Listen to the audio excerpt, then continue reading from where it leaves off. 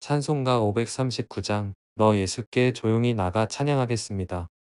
너 예수께 조용히 나가 내 모든 짐 내려놓고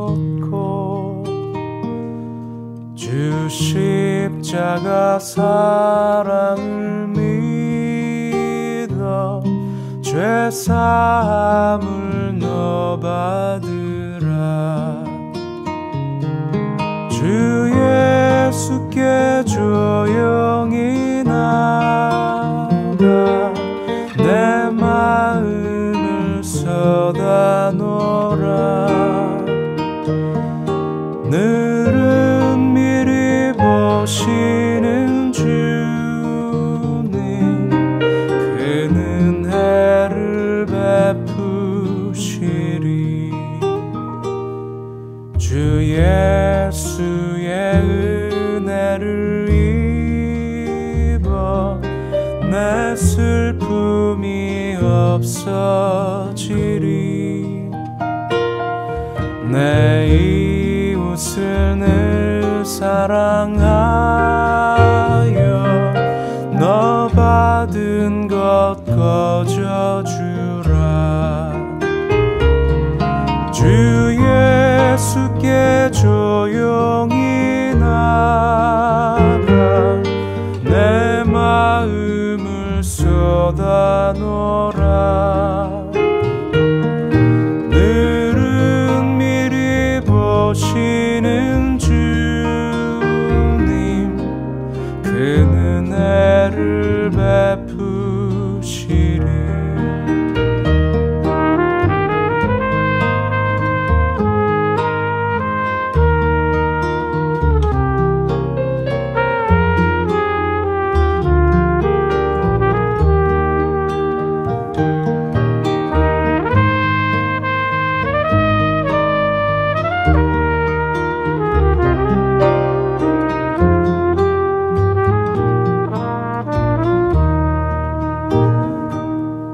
주 예수를 친구로 삼아 늘 내 옆에 모시어라. 그 영원한 생명 샘물에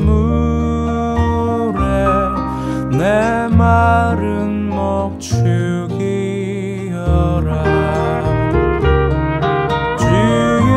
예수께 조용히 나가 내 마음을 쏟아놓으라.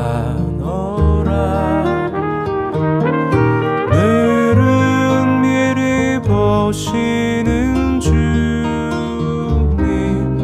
그 은혜를 베푸시리.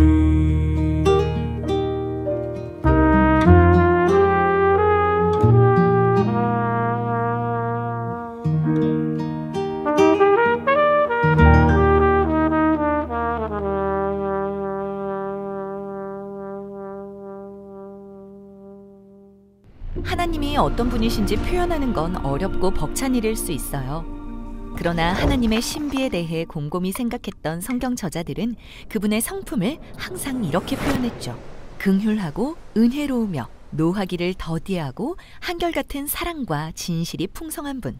이번에는 세 번째 표현인 노하기를 더디하고에 대해 살펴볼게요. 여러분 중에는 하나님을 되게 진노하시고 죄 지은 사람을 벌하시는 분으로 생각하는 경우도 있을 텐데요. 사실 성경에 나오는 하나님의 분노는 그보다 훨씬 심오하고 흥미롭습니다. 히브리어로 노하기를 더디하는은 에렉 아파임이에요. 직역하면 코가 길다는 말이죠. 그런데 하나님의 인내하심과 코가 긴 게 무슨 관련이 있을까요? 먼저 성경에 자주 등장하는 히브리어 표현 중에 누군가 화를 내는 걸 가리켜 코가 뜨겁게 탄다라고 하는 게 있어요. 예를 들어 보디발은 요셉이 자기 아내를 범하려 했다는 생각에 코가 뜨겁게 탔어요. 보통은 화가 치밀었다라고 번역되죠. 누군가 분노로 가득할 때 몸, 특히 얼굴이 뜨거워지는 걸 묘사하는 겁니다. 그래서 히브리어로 분노를 표현할 때는 주로 코나 열기 또는 뜨거운 코라는 말을 쓰죠. 이게 바로 인내심이 많은 사람을 코가 길다라고 부르는 이유예요. 코가 뜨거워지기까지 오래 걸리니까요. 잠언에 코가 긴 것이 사람의 슬기라는 말씀이 있는 것처럼요. 노하기를 더디한다는 거죠. 성경에서 하나님은 화를 내시기도 하지만 하나님께 코가 있는 것도 아니고 뜨거워지지도 않는데요. 이건 우리가 불같이 화를 내본 경험에 빗대어 하나님이 인간의 악을 보실 때 어떻게 느끼실지를 은유로 나타낸 겁니다. 우리가 괴롭힘 당하는 아이를 볼 때 화가 나는 것처럼 하나님도 인간이 서로를 억압하고 그분의 세상을 망쳐놓을 때 분노하세요. 성경에서 하나님의 분노는 세상을 향한 그분의 공의 그리고 사랑의 표현인 거죠. 그러나 하나님이 노하기를 더디하신다는 건 우리에게 변화될 시간을 많이 주신다는 의미입니다. 출애굽기에서 바로가 이스라엘 민족을 노예로 삼고 남자아이들을 물에 던졌을 때 하나님은 모세를 보내 바로와 맞서게 하십니다. 바로에게는 이스라엘을 놓아줄 기회가 10번이나 있었지만 10번을 다 거부한 뒤 병거를 몰고 이스라엘을 죽이러 달려갑니다. 그러자 하나님은 그를 물로 소멸해버리세요. 바로의 악을 그에게 되갚으신 거죠. 이게 바로 하나님의 불같은 분노입니다. 정말 강렬한 장면입니다. 하지만 생각해보세요. 하나님이 바로의 악에 분노하지 않으시고 아무것도 안 하셨다면 선하신 분이라 할 수 없을 거예요. 또한 하나님의 분노는 바로를 자기 선택에 따른 결과에 내버려 두시는 걸로 나타납니다. 실제로 하나님의 분노는 성경 곳곳에 이렇게 드러납니다. 이스라엘 백성의 이야기를 봐도 수백 년 동안 그들은 노예된 삶에서 구해주신 하나님을 배신하고 또 배신합니다. 하나님은 돌이킬 기회를 여러 번 주시지만 그들은 계속해서 이방신들에게 충성을 바치죠.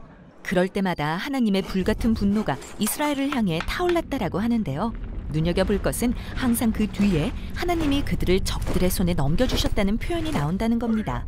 이스라엘이 다른 민족의 신들을 섬기길 원했을 때 하나님은 공의로우신 분노로 그들이 원하는 것을 주십니다. 결국 그 민족들에 의해 멸망하게 하세요. 이건 로마서에서 사도 바울이 하는 말과 비슷한데요. 그는 인간의 악에 대한 하나님의 진노가 나타나고 있다고 말한 뒤 세 차례에 걸쳐 그 모습이 어떠한지 설명합니다. 하나님은 사람들을 그들의 파괴적인 욕망과 결정에 내버려 두십니다. 죽음에 이르더라도 말이죠. 그러나 동시에 바울은 하나님은 오래 참으셔서 사람들이 깨닫고 변할 수 있는 시간을 주신다고 말합니다. 왜냐하면 앞서 말했듯이 하나님의 분노는 인간의 악에 대한 반응이자 그분의 보다 깊은 성품인 긍휼과 한결같은 사랑에 기반하기 때문이죠. 하나님은 인류가 자멸하는 걸 두고 보실 수 없습니다. 그래서 구원의 계획을 진행하세요. 이 때문에 예수님은 예루살렘에 가서 원수를 향한 하나님의 사랑을 보여주기 위해 죽으시겠다고 말씀하셨습니다. 자멸의 길을 선택한 인간의 자리에 대신 서서 그들의 선택의 결과를 몸소 감당하시기 위해서요. 우리는 예수님의 삶과 죽음과 부활 안에서 악에 대한 하나님의 분노와 인간을 향한 사랑이 하나 되어 몰락하는 인류에게 용서와 생명을 주시는 것을 보게 됩니다. 성경에서 하나님의 분노는 정말 중요하지만 이야기는 여기서 끝나지 않습니다. 하나님의 진노로 공의를 행하시는 건 그분이 선하시기 때문이고요. 지극히 오래 참으시는 하나님께서는 인류를 그분의 사랑으로 회복시킬 계획을 여전히 실행하고 계시죠. 하나님이 노하기를 더디하신다는 건 바로 이런 의미입니다. 찬송가 559장 사철의 봄바람 찬양하겠습니다.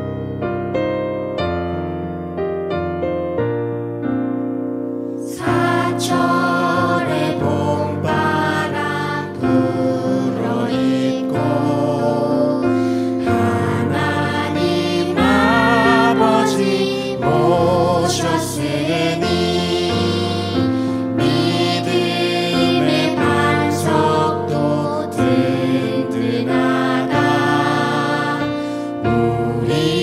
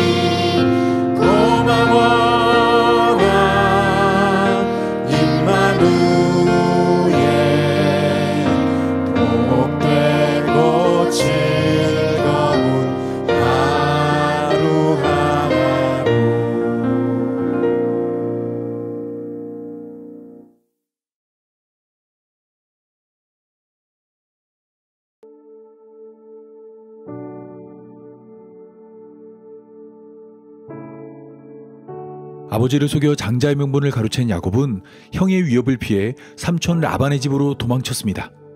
이때 하나님은 베델에서 야곱에게 나타나 내가 너와 함께 있어 내가 어디로 가든지 너를 지키며 너를 이끌어 이 땅으로 돌아오게 할지라 내가 내게 허락한 것을 다 이루기까지 너를 떠나지 않는다 약속해 주었습니다.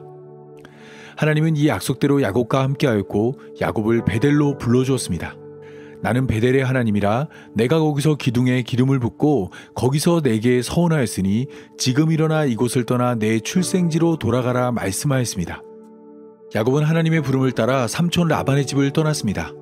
삼촌 라반이 야곱을 쫓아왔지만 하나님은 야곱에 대해 선악간에 말하지 말라 명령하심으로 야곱을 지켜주었습니다. 라반에게는 야곱을 해야 할 능력이 있었지만 라반은 순순히 야곱을 보내주었습니다. 삼촌 라반으로부터 벗어난 야곱은 이제 형 에서의 문제를 해결해야 합니다. 형은 익숙한 사냥꾼으로 자신의 장자권을 가로챈 야곱을 죽이려 했습니다. 때문에 야곱은 종들을 보내 형의 마음을 알아봤습니다. 그런데 형 에서는 아무런 말 없이 400명을 거느리고 야곱을 찾아 나섰습니다. 야곱은 심히 두렵고 답답했습니다. 문제를 해결하기 위해 방법을 찾아야만 했습니다. 이때 야곱이 찾은 방법은 예물을 3대로 나누어 형 에서에게 차례대로 보내는 것입니다. 이것으로 형의 마음을 푼 후 대면하면 형이 자신을 받아줄 것이라 생각했습니다. 계획대로 야곱은 예물을 차례대로 형에게 보냈습니다. 그리고 그 밤에 2 아내와 2 여종과 11아들도 야복나루를 건너 형이 있는 곳으로 떠났습니다. 오직 야곱만 홀로 남겨졌습니다. 아버지의 집을 떠나며 혼자 밤을 보낸 야곱은 아버지의 집을 앞에 두고 혼자 밤을 보내게 되었습니다.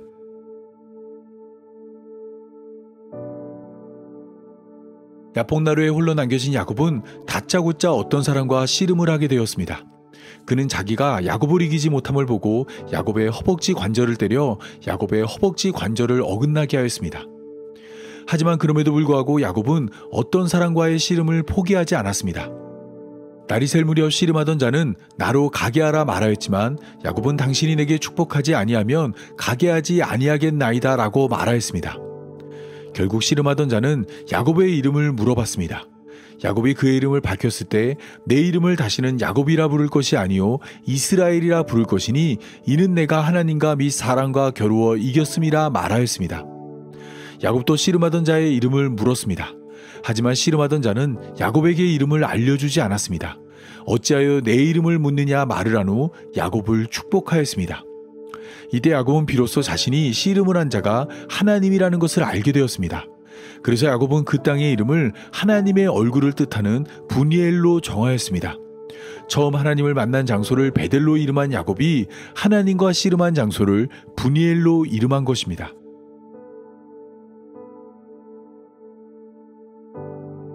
야곱은 야복나루에서 하나님과 씨름을 하였습니다. 야복은 흐르다의 뜻을 가진 단어로 야복강은 요단강과 동쪽으로 연결된 강입니다. 저명한 신학자 고드네남은 야복나루를 중심으로 2가지가 그를 당혹스럽게 한다 말하였습니다. 첫째는 왜 야곱이 밤에 일어나 강을 건넜는가이고 둘째는 왜 그는 아내와 자식들을 건너보내고 난 다음에 외견산 건너편으로 돌아왔는가입니다. 첫 번째 질문에 대해서는 베델에서의 만남에서 답을 찾을 수 있습니다. 베델에서 야곱은 밤에 잠을 자다가 하나님을 만났습니다. 이때 하나님은 야곱을 인도하여 이 땅으로 돌아오게 할 것이라 약속해 주었습니다. 따라서 야복나루에서 밤이라는 배경은 베델에서 하나님을 만난 때와 연결됩니다. 베델에서 야곱을 만난 하나님이 야복나루에서 야곱을 만나 약속한 바를 이룰 것입니다. 두 번째 질문에 대해서는 출애굽 과정에서 답을 찾을 수 있습니다. 출애굽 과정을 살펴보면 출애굽한 이스라엘 백성들은 전쟁에서 승리하여 아르논에서 야복까지 점령하였습니다. 하지만 야복강 너머의 암몬 자손에게는 미치지 못했습니다.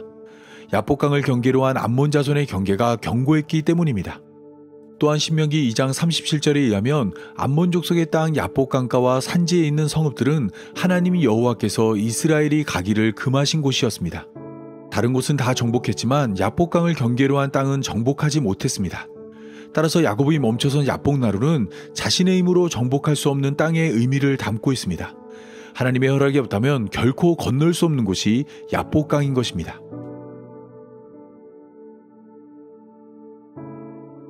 야곱과 하나님은 씨름을 하였습니다. 씨름의 형태는 알 수 없습니다. 우리나라의 전통 씨름처럼 삿발을 메고 씨름을 했는지, 일본의 스모처럼 씨름을 했는지, 레슬링으로 씨름을 했는지 알 수 없습니다. 다만 우리가 알 수 있는 것은 야곱이 하나님과 다투었다는 것입니다. 다툼의 내용은 야곱의 요구에서 발견됩니다. 야곱은 축복을 원했습니다. 당신이 내게 축복하지 아니하면 가게 하지 아니하겠다 말했습니다. 20년 전에도 장자의 축복을 원했던 야곱은 20년이 지났지만 여전히 축복을 원했습니다. 물론 여기서 말하는 축복은 20년 전의 축복과 성격이 다릅니다. 홀로 야복 나루에 선 야곱은 이전과 다른 축복을 원했습니다. 축복을 받아 형의 마음을 돌리고 축복을 받아 지금 누리고 있는 것을 잃지 않으며 축복을 받아 무사히 아버지의 집으로 돌아가길 바랬습니다. 그런데 이것은 이미 베델에서 하나님이 약속한 바입니다. 하나님은 이 약속을 지키기 위해 야곱과 함께 했습니다.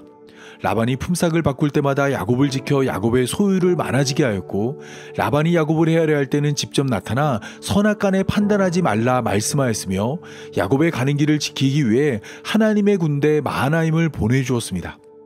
하나님은 계속해서 야곱과의 약속을 지켰지만 야곱은 계속해서 하나님의 약속을 믿지 못한 것입니다. 따라서 하나님과 야곱의 싸움은 믿음에 대한 것입니다. 하나님은 야곱이 하나님을 믿고 야복강 건너기를 원했습니다. 하지만 하나님을 믿지 못한 야곱은 형 에서가 기다리는 야복강 너머로 갈 수 없었습니다. 자신의 생명을 보존할 수 있는 확실한 방법을 원했습니다. 허벅지 관절이 어긋나도 하나님의 축복을 받아야만 야복강을 건널 수 있다 생각한 것입니다.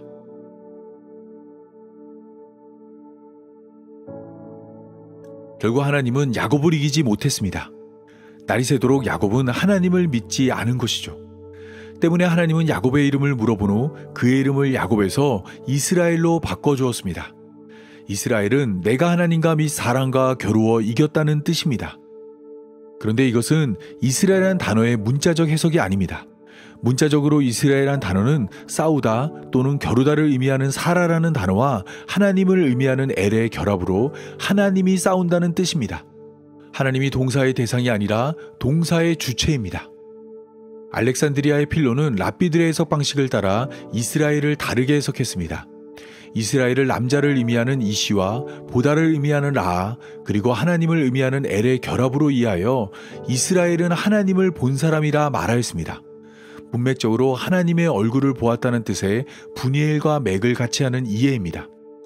그 외에도 이스라엘을 이사야 9장 6절의 정사와 평강의 왕과 연결하여 이스라엘은 하나님이 다스린다 말하는 자도 있고, 하나님이 관찰하다, 하나님이 이긴다, 하나님이여 이기소서, 하나님이여 다스리소서 등으로 해석하는 자들도 있습니다.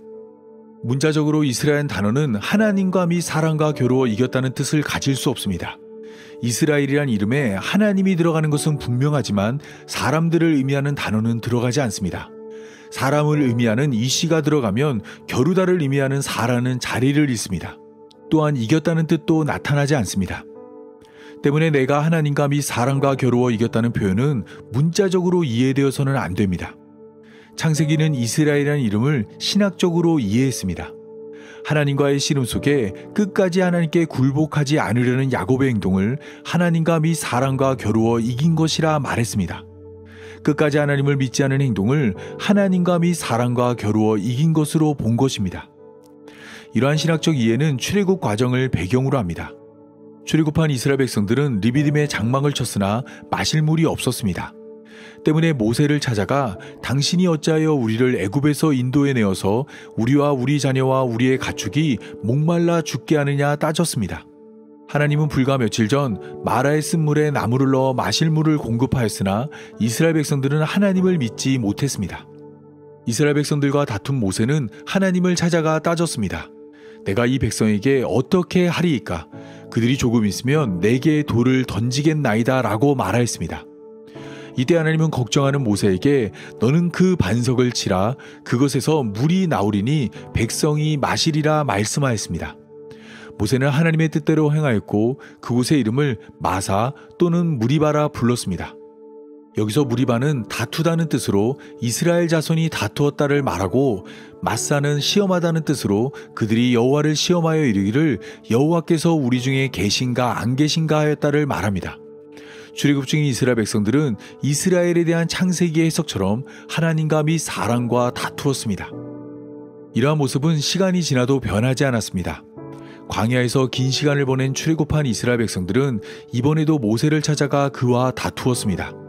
우리를 애굽에서 나오게 하여 이 나쁜 곳으로 인도하였느냐라고 따졌고, 이곳에는 파종할 곳도 없고 무화과도 없으며 포도도 없고 석류도 없으며 마실 물도 없다 말하였습니다. 하나님께서 줄이면 먹을 것을 주었고 목마르면 마시게 하였지만 이스라엘 백성들은 그것으로 만족하지 않았습니다. 그래서 모세를 찾아가 그와 다투었고 하나님을 원망하였습니다. 하지만 그럼에도 불구하고 하나님은 이번에도 반석에서 물이 나오게 하여 이스라엘 백성들을 먹였습니다. 그리고 하나님은 모세와 아론을 불러 너희가 나를 믿지 아니하고 이스라엘 자손의 목전에서 내 거룩함을 나타내지 아니한 고로 너희는 이 회중을 내가 그들에게 준 땅으로 인도하여 드리지 못하리라 말씀하였습니다. 이번에는 하나님이 모세와 아론의 믿음을 문제 삼았습니다. 그리고 이스라엘 자손이 여호와와 다투었으므로 이를 무리바 무리라 했습니다. 무리바는 앞서 살펴본 것처럼 다투다란 뜻으로 이스라엘은 이번에도 하나님을 믿지 못해 하나님과 및 사람과 다투었습니다. 하나님은 계속해서 믿을 수 있는 기회를 주었지만 이스라엘은 끝까지 하나님을 믿지 않았습니다.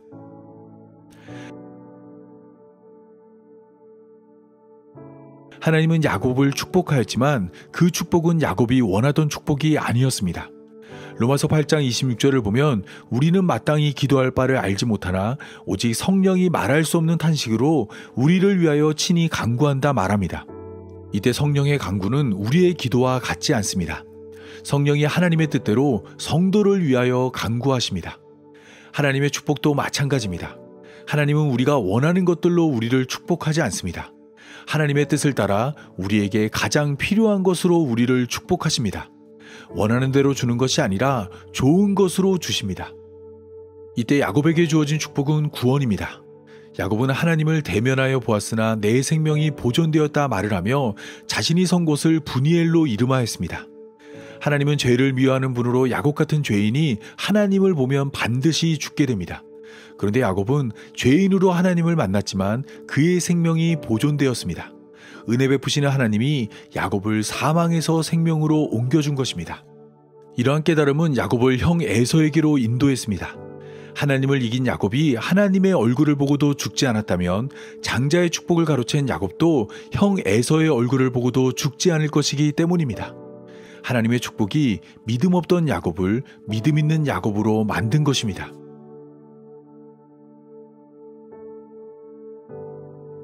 하나님은 약속한 것을 지켰지만 야곱은 하나님을 믿지 못했습니다.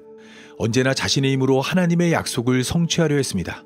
형의 발꿈치를 잡고 팥죽으로 장자권을 사며 장자의 축복을 가로챘습니다. 그리고 허벅지 관절이 어긋나도 하나님과의 씨름을 멈추지 않았습니다. 사람이 행할 수 있는 최선의 노력이 야곱의 삶을 통해 나타난 것입니다. 중요한 것은 꺾이지 않는 마음이란 말이 유행하는 요즘 이러한 야곱의 행동은 교회로 부름받은 성도가 본받아야 할 행동으로 설교됩니다. 하나님의 약속은 사람에게 맡겨졌고 그 약속을 지키는 자만 구원에 이를 수 있다 가르칩니다. 될 때까지 기도하고 포기하지 않고 매달리면 하나님도 마음을 받고 우리를 축복한다 말합니다. 기도의 분량을 채워야만 하나님이 우리의 소원을 들어준다 생각합니다. 하지만 호세아 12장을 보면 하나님은 야곱의 행동을 책망합니다. 형의 발 뒤꿈치 잡은 일과 하나님과 겨루어 이긴 일은 하나님이 원하는 행동이 아닙니다. 하나님의 약속은 하나님이 행하시는 것으로 우리의 몫이 아닙니다. 처음부터 끝까지 하나님이 홀로 완성하시는 것입니다. 때문에 하나님이 우리에게 요구하는 것은 믿음입니다. 하나님은 자기 백성이 하나님을 믿음으로 가만히 서서 하나님이 행하시는 구원 바라보길 원하십니다.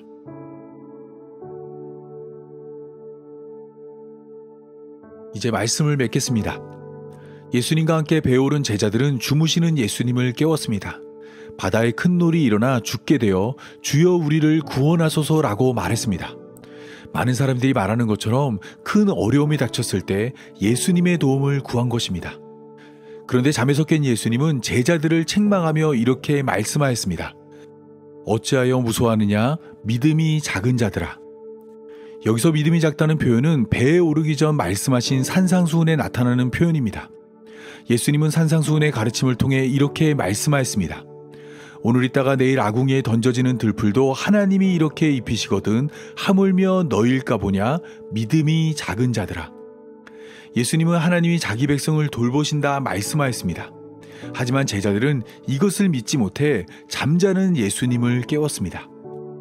이러한 모습은 지금도 여전합니다.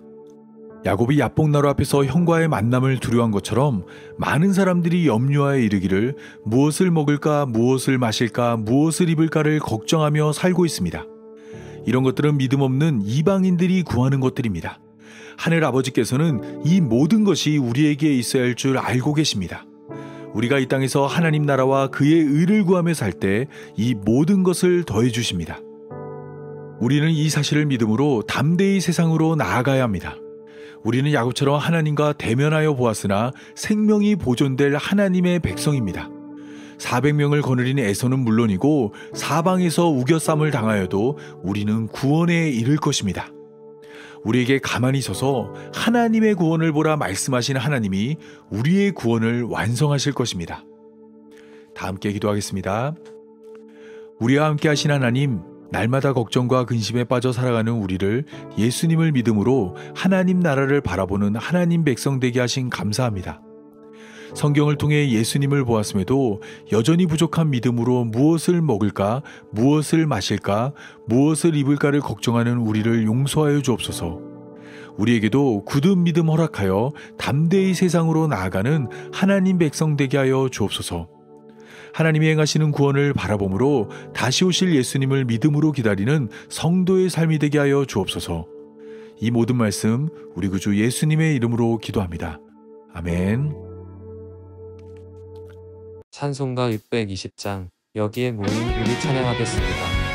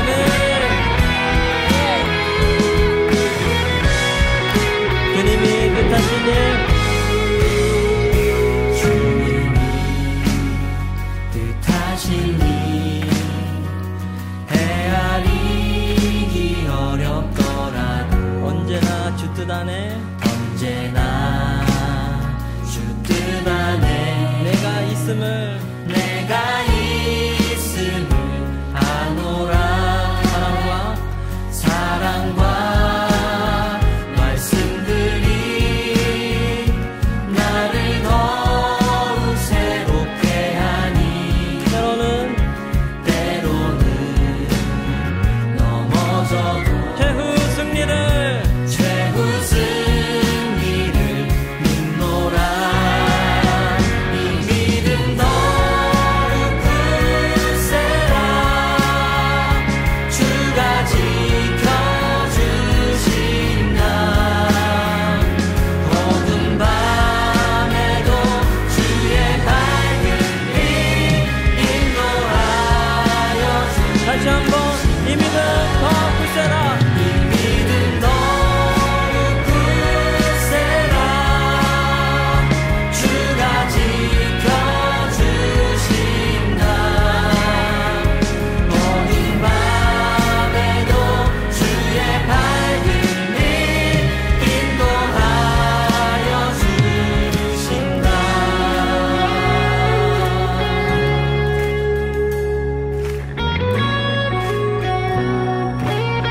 주님께서 우리의 어두운 밤에도 우리의 삶을 인도하여 주실 것을 믿습니다.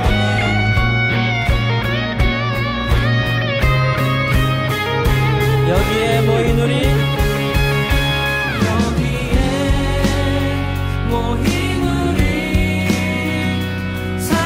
사랑받는 주의 자녀라. 주께서 뜻하시네. 우리 통해 펼치신다. 이 믿음 더욱 굳세라. 주가 지켜주신다. 어두운 밤에도 주의 밝은 빛 인도하여 주. 다시 한번 이 믿음 더욱 굳세라. 더욱 굳세라. 주가 지켜주신다. 어두운 밤에도 주의 밝은 빛 인도하여 주신다.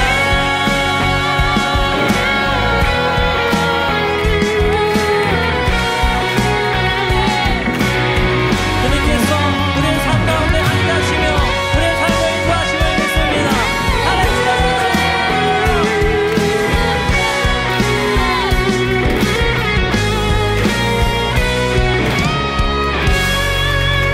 아멘.